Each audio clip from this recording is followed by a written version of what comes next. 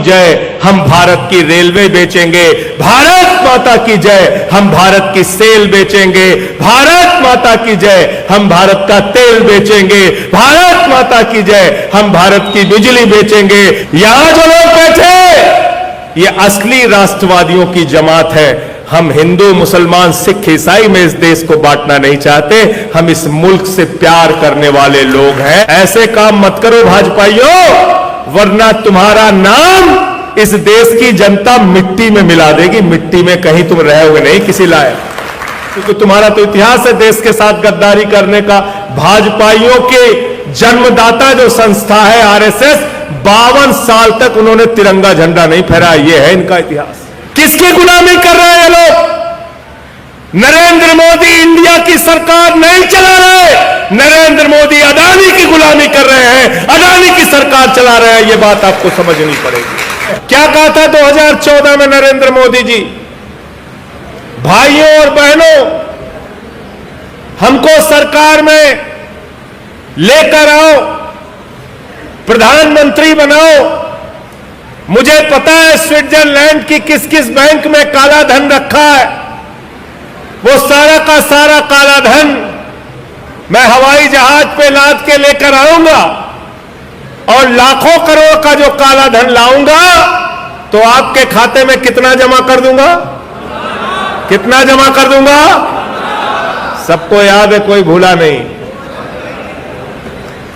सबको याद है। सबको 15-15 लाख मिलना था। 15 लाख आ गए आपके खाते में? 15 पैसे भी नहीं आए।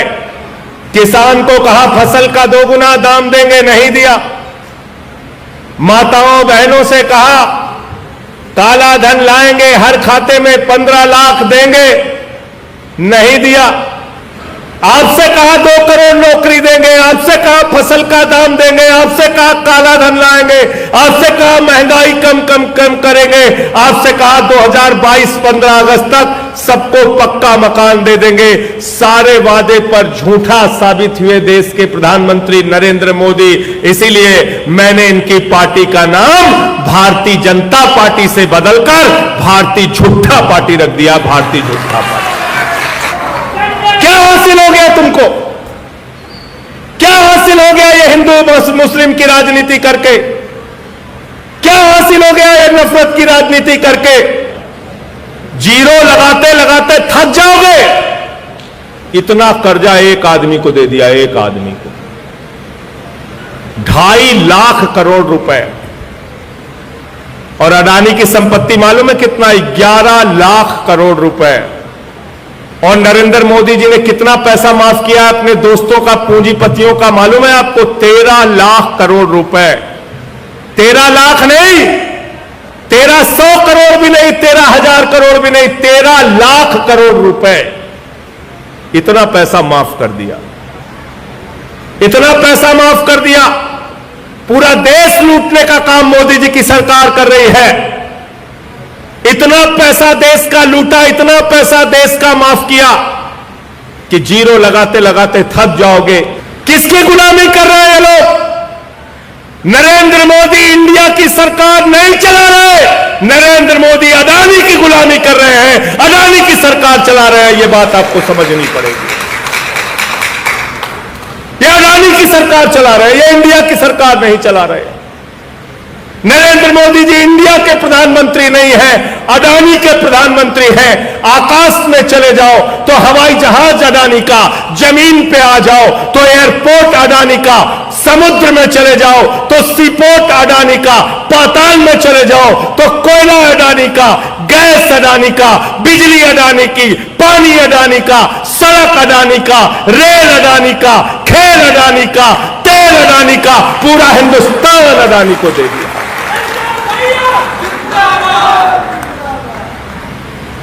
पूरा हिंदुस्तान एक व्यक्ति के नाम। और तुमसे क्या कहते हैं? जिस हिंदू का खून न खौला, खून नहीं वो पालतू।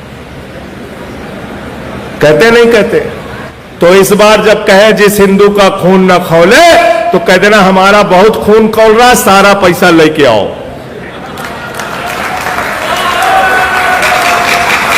हमारा खून बहुत ज्यादा खौल रहा है, उबाल मार रहा है हमारा खून। खून खौलता है कि नहीं खौलता आपका? आपका खून नहीं खौलता। 20,000 रुपए अभी आपका कर्जा बाकी हो, एजुकेशन का लोन लिया हो, आपको पकड़ के अंदर कर देंगे। नीरव मोदी, मेहुल चोकसी 20,000 करोड़ लेके हिंदुस्तान से भाग गए। ललित मोदी 3,000 करोड़ लेके हिंदुस्तान से भाग गए। नितिन संदेशरा 6,000 करोड़ लेके हिंदुस्तान से भाग गए। विजय माल्या 10,000 करोड़ लेके हिंदुस्तान से भाग गए।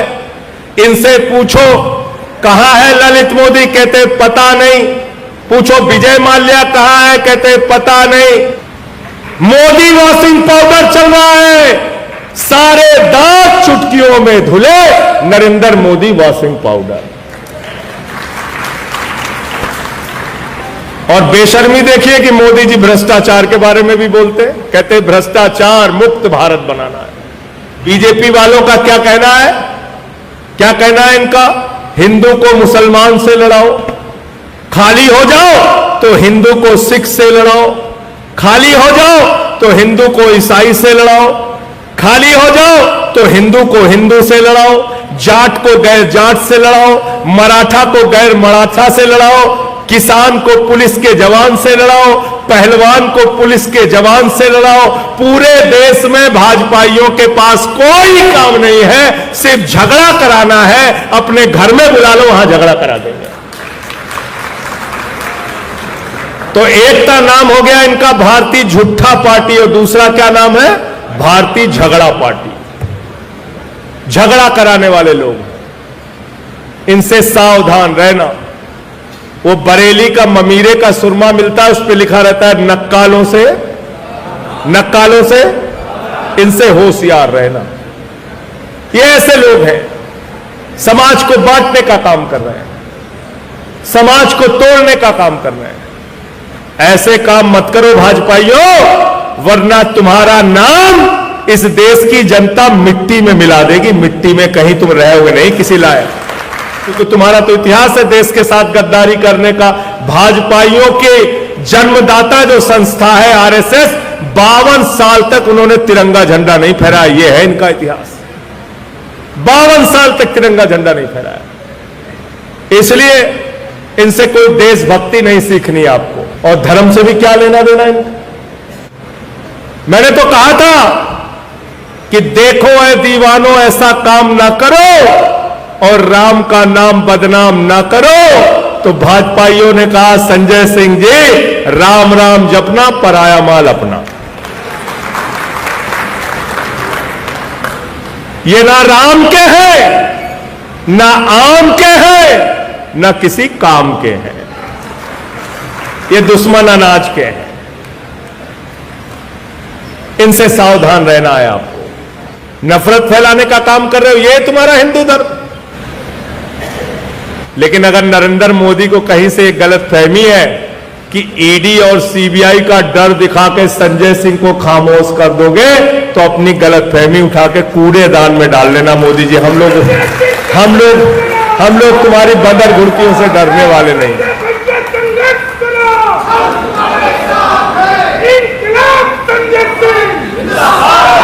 हमसे काहे गुस्साए हुए हैं पता है आपको?